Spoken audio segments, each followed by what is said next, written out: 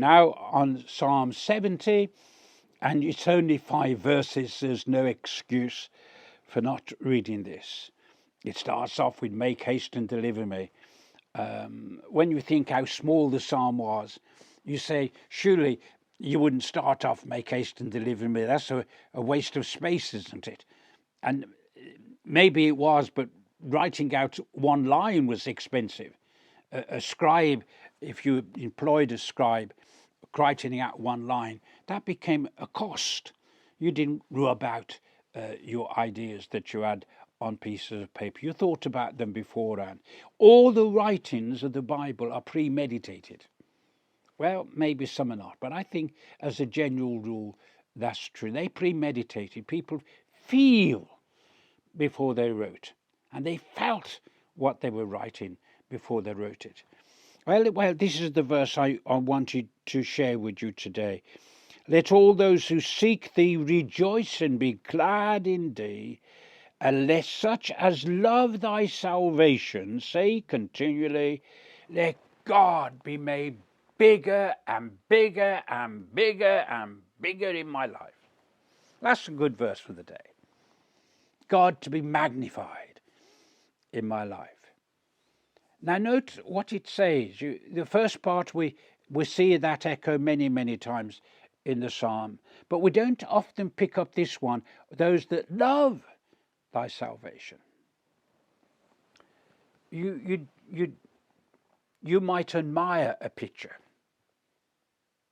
but you can't, and you might say in one sense you love the picture, but you love a child in a totally different way than loving a piece of art.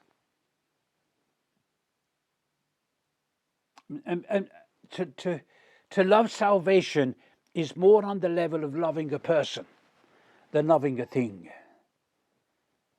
You see, the salvation of God not only deals with your past, it deals with who you are now and deals with your future. Oh, I love your salvation. If you said, what is the greatest gift in the Lord Jesus Christ that can be experienced by man and woman, 8 billion of them on the earth, 200 billion of them have been born on the earth already, or some extraordinary number. The greatest gift, and worth loving, that you can receive in the Lord Jesus Christ is salvation. That's the thought for today. How I love your salvation. The greatest gift that you can give me.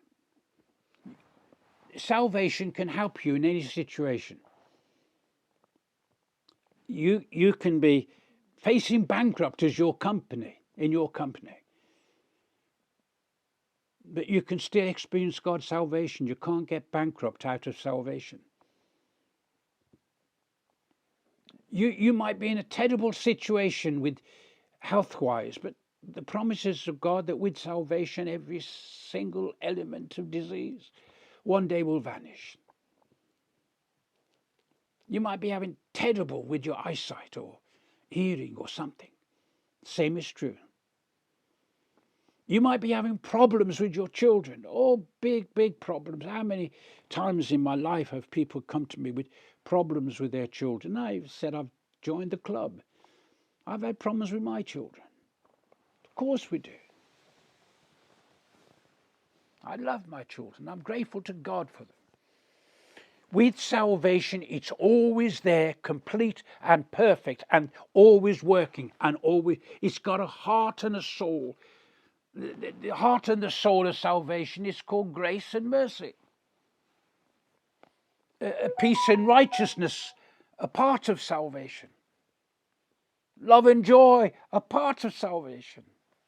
Being chosen and being predestined is part of salvation. Every element of your life as a Christian is salvation. Oh, how I love thy salvation. Say that to yourself today. Just say it to yourself. Read the psalm for yourself and say, how I love thy salvation. Thought for the day.